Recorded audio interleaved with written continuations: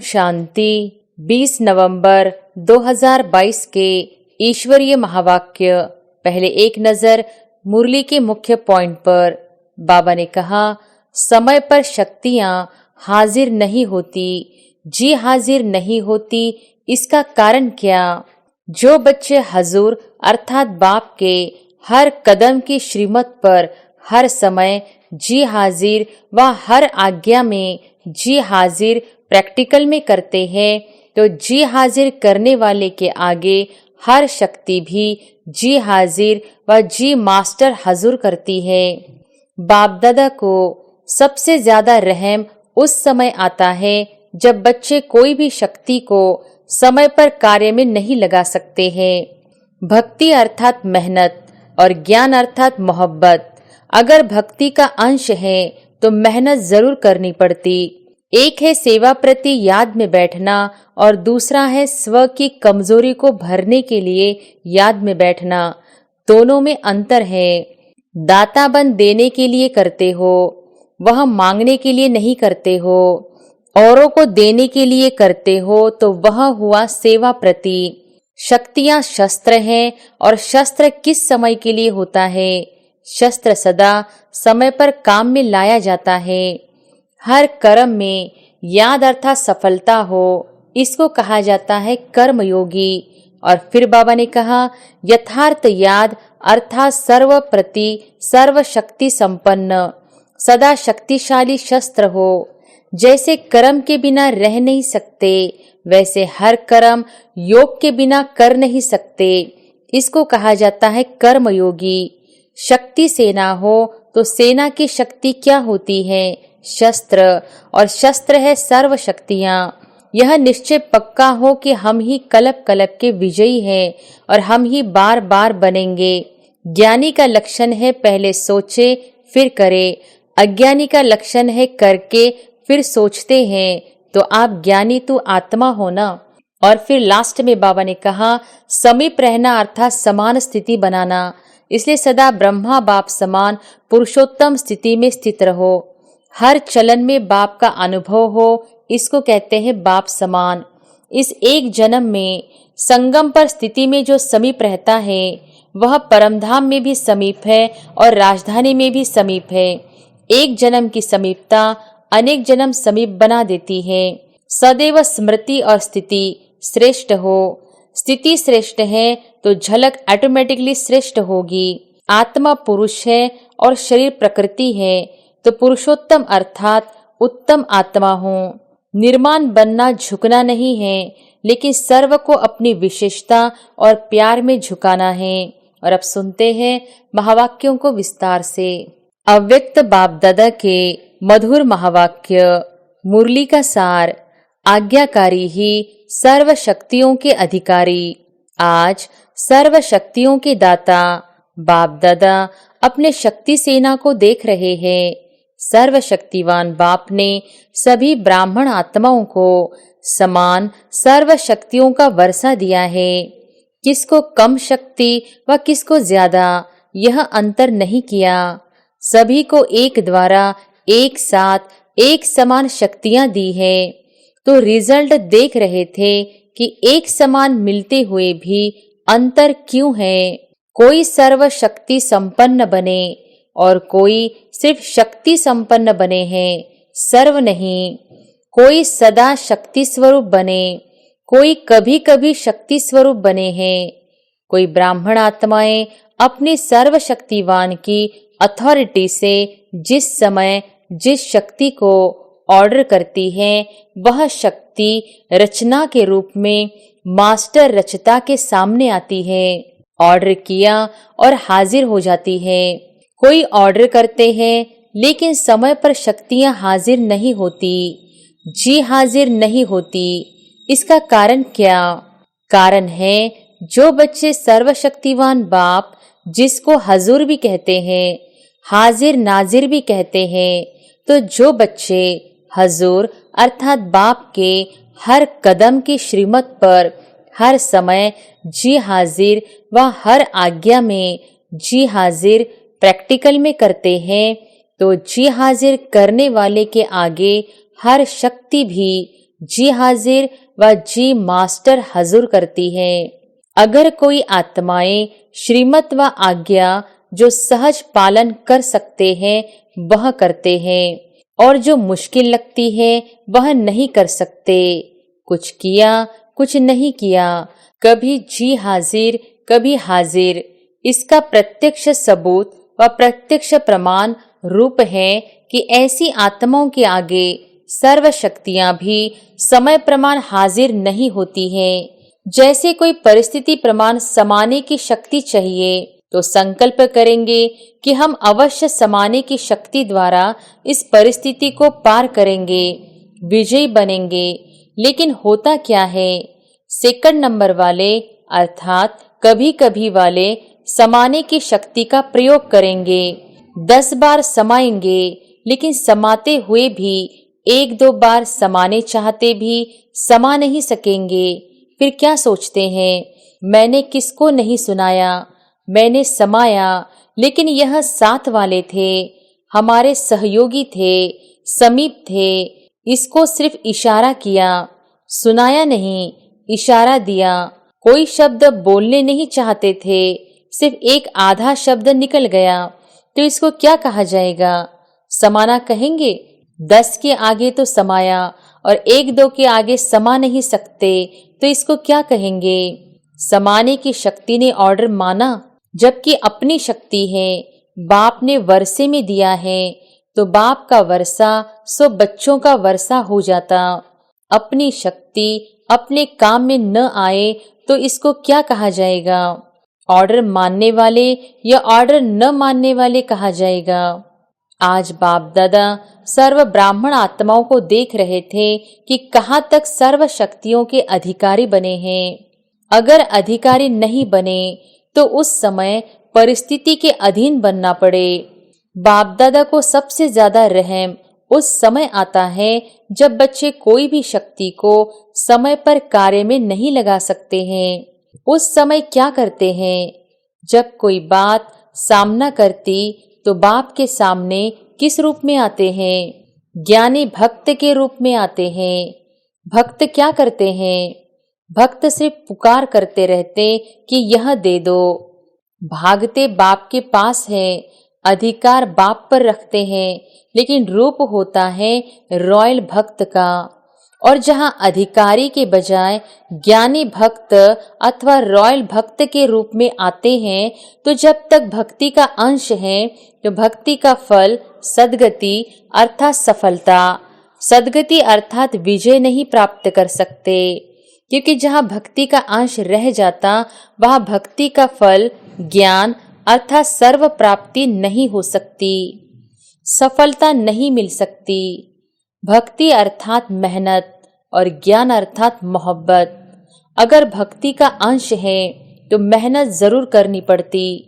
और भक्ति की रस्म रिवाज है कि जब भीड़ मुसीबत पड़ेगी तब भगवान याद आएगा, नहीं तो अलबेले रहेंगे।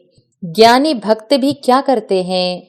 जब कोई विघ्न आएगा तो विशेष याद करेंगे। एक है सेवा प्रति याद में बैठना और दूसरा है स्वयं की कमजोरी को भरने के लिए याद में बैठना। दोनों में अंतर है। जैसे अभी भी विश्व पर अशांति का वायुमंडल है तो सेवा प्रति संगठित रूप में विशेष याद के प्रोग्राम बनाते हो, वह अलग बात है। वह तो दाता बन देने के लिए करते हो, वह मांगने के लिए नहीं करते हो, औरों को देने के लिए करते हो, तो वह हुआ सेवा प्रति। लेकिन अपनी कमजोरी भरने के प्रति समय पर विशेष याद करते हो और वैसे अलबेलेपन की याद होती है। याद होती है, भूलते नहीं हो, लेकिन अलबेलेपन की याद आती है। हम तो है ही बाबा के और है ही कौन, लेकिन यथार्थ शक्तिशाली याद का प्रत्यक्ष प्रमाण समय प्रमाण शक्ति हाजिर हो जाए। कितना भी कोई कहे मैं तो याद में रहती हूँ व रहता ही हूँ, लेकिन याद का स्वरूप है सफलता। ऐसे नहीं, जिस समय याद में बैठते उस समय खुशी भी अनुभव होती, शक्ति भी अनुभव होती, और जब कर्म में संबंध संपर्क में आते उस समय सदा सफलता नहीं होती, तो उसको कर्मयोगी नहीं कहा जाएगा। शक्तियां शस्त्र हैं, और शस्त्र किस समय के लिए होता है? शस्त्र सदा समय पर काम में लाया जाता है। यथार्थ याद अर्थात सर्वशक्ति संपन्न सदा शक्तिशाली शस्त्र हो। परिस्थिति रूपी दुश्मन आया और शस्त्र काम में नहीं आए तो इसको क्या कहा जाएगा? शक्तिशाली या शस्त्रधारी कहेंगे। हर कर्म में याद अर्थात सफलता हो, इसको कहा जाता है कर्मयोगी। सिर्फ बैठने के टाइम के योगी नहीं हो। आपके योग का नाम बैठा बैठा योगी है या कर्मयोगी नाम है? कर्मयोगी होना निरंतर कर्म है और निरंतर कर्म योगी हो। जैसे कर्म के बिना एक सेकंड भी रह नहीं सकते, चाहे सोए हुए हो तो वह भी सोने का कर्म कर रहे हो ना। तो जैसे कर्म के बिना रह नहीं सकते, वैसे हर कर्म योग के बिना कर नहीं सकते। इसको कहा जाता है कर्म योगी। ऐसे नहीं समझो कि बात ही ऐसी थी ना, सरकमंटांशी ऐसे थे, समस्या ही ऐसी थी, वायुमंडल ऐसा था, यही तो दुश्मन है। और उस समय कहो दुश्मन आ गया, इसलिए तलवार चला न सके, तलवार काम में लगा नहीं सके, या तलवार याद ही नहीं आए, या तलवार ने काम नहीं किया, तो ऐसे को क्या कहा जाएगा? शस्त्रधारी। शक्ति सेना हो तो सेना की शक्ति क्या होती है?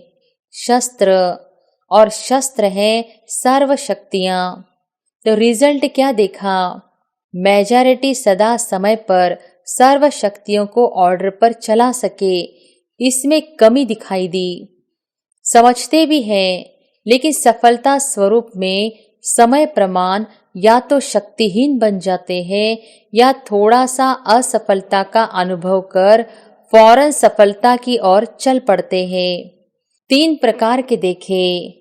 1, उसी समय दिमाग द्वारा समझते हैं कि यह ठीक नहीं है, नहीं करना चाहिए, लेकिन उस समझ को शक्ति स्वरूप में बदल नहीं सकते। और दूसरे हैं जो समझते भी हैं, लेकिन समझते हुए भी समय व समस्या रूपी होने के बाद, समस्या पूरी होने के बाद सोचते हैं। वह थोड़े समय में सोचते हैं, वह पूरा होने के बाद सोचते हैं। तीसरे महसूस ही नहीं करते कि यह रॉन्ग है, सदा अपने रॉन्ग को राइट ही सिद्ध करते हैं, अर्थात सत्यता की महसूसता शक्ति नहीं। तो अपने को चेक करो कि मैं कौन हूँ। बाप दादा ने देखा कि वर्तमान समय के प्रमाण सदा और सहज सफलता किन बच्चों ने प्राप्त की है, उसमें भी अंतर है। एक है सहज सफलता प्राप्त करने वाले और दूसरे हैं मेहनत और सहज दोनों के बाद सफलता पाने वाले। जो सहज और सदा सफलता प्राप्त करते हैं, उनका मूल आधार क्या देखा? जो आत्माएं सदा स्वयं को निर्माण चित्त की विशेषता से चलाते रहते हैं, वही सहज सफलता को प्राप्त होते आए हैं। निर्माण शब्द एक है, लेकिन निर्माण स्थिति का विस्तार और निर्माण स्थिति के समय प्रमाण प्रकार वह बहुत है। उस पर फिर कोई समय सुनाएंगे, लेकिन यह याद रखना कि निर्माण बनना ही स्वमान है और सर्व द्वारा मान प्राप्त करने का सहज साधन है। निर्माण बनना झुकना नहीं है, लेकिन सर्व को अपनी विशेषता और प्यार में झुकाना है। समझा? सभी ने रिजल्ट सुनी। समय आपका इंतजार कर रहा है और आप क्या कर रहे हो? आप समय का इंतजार कर रहे हो। मालिक के बालक हो ना, तो समय आपका इंतजार कर रहा है कि ये मेरे मालिक मुझ समय को परिवर्तन करेंगे। वह इंतजार कर रहा है और आपको इंतजाम करना है। इंतजार नहीं करना है, सर्व को संदेश देने का और समय को संपन्न बनाने का इंतजाम करना है। जब दोनों कार्य संपन्न हो तब समय का इंतजार पूरा हो। तो ऐसा इंतजाम सब कर रहे हो, किस गति से? समय को देख आप भी कहते हो कि बहुत फास्ट समय बीत रहा है। इतने वर्ष कैसे पूरे हो गए, सोचते हो ना? अव्यक्त बाप की पालना को कितने वर्ष हो गए, कितना फास्ट समय चला। तो आपकी गति क्या है? फास्ट है या फास्ट चलकर कभी कभी थक जाते हो फिर रेस्ट करते हो? कर रहे हैं, यह तो ड्रामा के बंधन में बंधे हुए ही हो। लेकिन गति क्या है, इसको चेक करो। सेवा हो रही है, पुरुषार्थ हो रहा है, आगे बढ़ रहे हैं, यह तो ठीक है। तो अब गति को चेक करो, सिर्फ चलने को चेक नहीं करो, गति को चेक करो, स्पीड को चेक करो। समझा? सभी अपना काम कर रहे हो ना? अच्छा, चारों ओर के सदा बाप के आगे जी हाजिर करने वाले, सदा मास्टर सर्वशक्तिवान बन सर्व शक्तियों को स्वयं के ऑर्डर में चलाने वाले, सर्व शक्तियां जी हाजिर का पाठ बजाने वाली ऐसे सदा सफलता मूर्त आत्माएं, सदा हर कर्म में याद का स्वरूप अनुभव करने वाले और कराने वाले ऐसे अनुभवी आत्माओं को सदा हर कर्म में, संबंध में, संपर्क में निर्माण बन विजय रतन बनने वाले ऐसे सहज सफलता मूर्त श्रेष्ठ बच्चों को बाप दादा का याद प्यार और नमस्ते।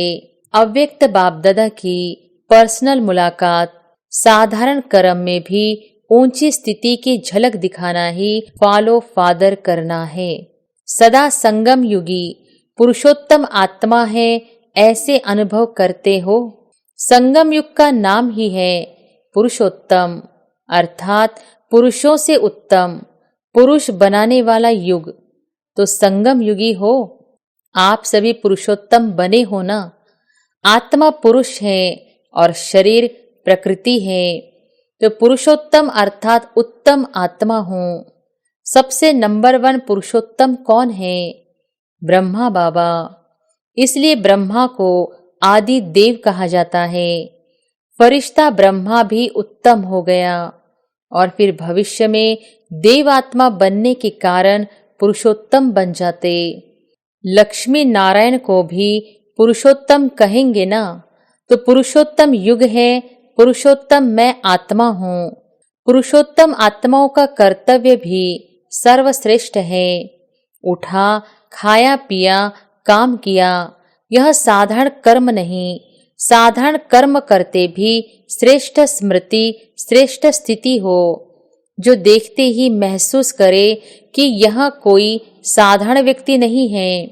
जैसे जो असली हीरा होगा वह कितना भी धूल में छिपा हुआ हो, लेकिन अपनी चमक जरूर दिखाएगा, छिप नहीं सकता। तो आपकी जीवन हीरे तुल्य है ना? कैसे भी वातावरण में हो, कैसे भी संगठन में हो, लेकिन जैसे हीरा अपनी चमक छिपा नहीं सकता, ऐसे पुरुषोत्तम आत्माओं की श्रेष्ठ झलक सबको अनुभव होनी चाहिए। तो ऐसे है या दफ्तर में जाकर, काम में जाकर आप भी वैसे ही साधारण हो जाते हो। अभी गुप्त में हो, काम भी साधारण है, इसलिए पांडवों को गुप्त रूप में दिखाया है।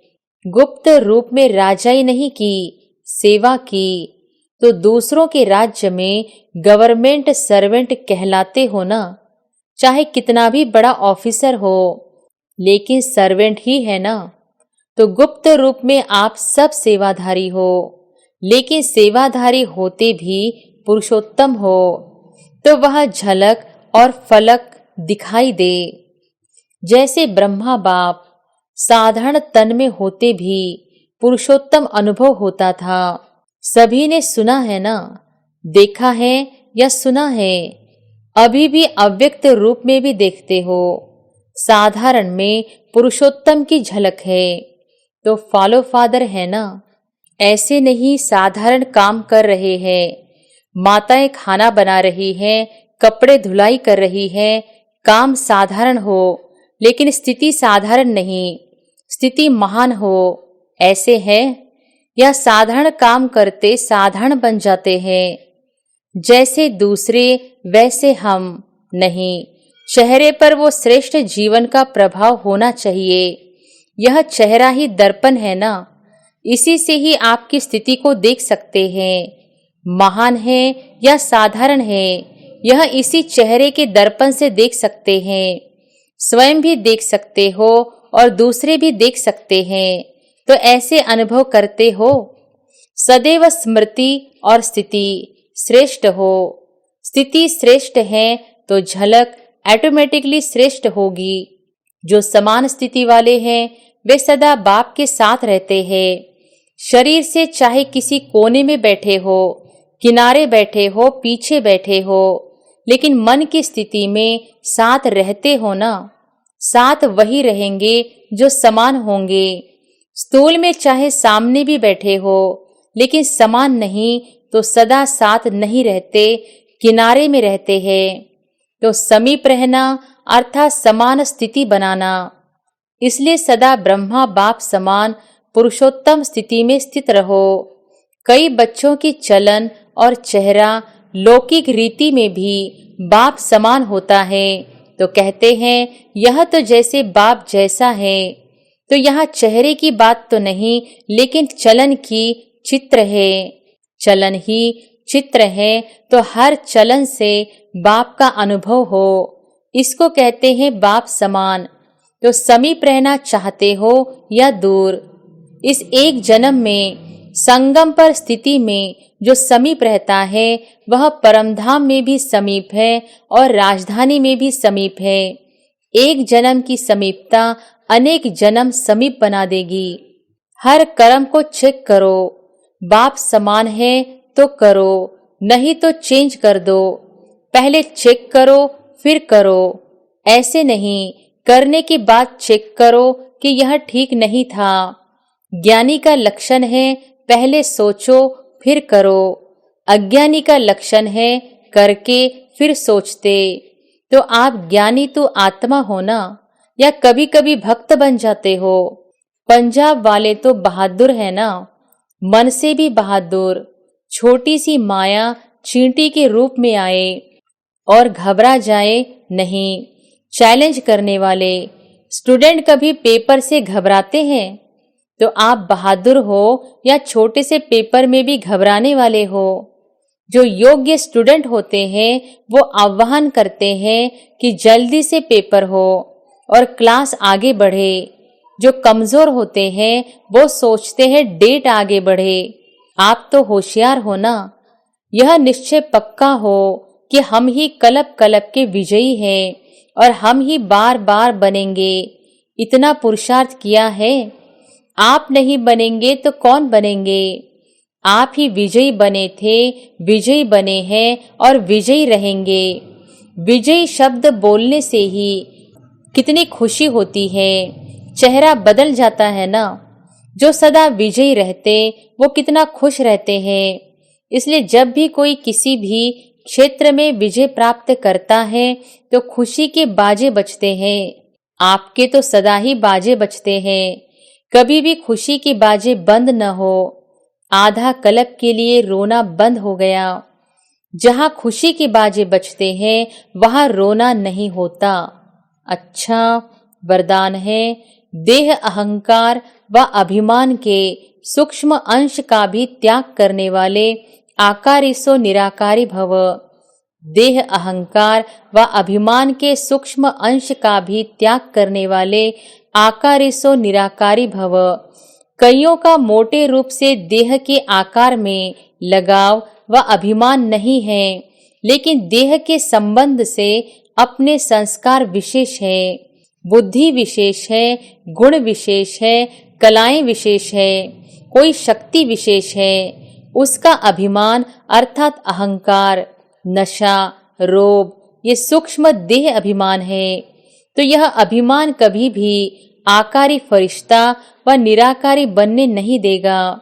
इसलिए इसके अंश मात्र का भी त्याग करो तो सहज ही आकारी सो निराकारी बन सकेंगे। स्लोगन है, समय पर सहयोगी बनो तो पदम गुना रिटर्न मिल जाएगा। सूचना है, आज अंतर्राष्ट्रीय योग दिवस तीसरा रविवार है। सायंकाल 6:30 से 7:30 बजे तक सभी भाई बहनें योग अभ्यास में यही शुभ संकल्प करें कि मुझ आत्मा द्वारा पवित्रता की किरणें निकलकर सारे विश्व को पावन बना रही है। मैं मास्टर पतित पावनी आत्मा हूँ। अच्छा, ओम शांति।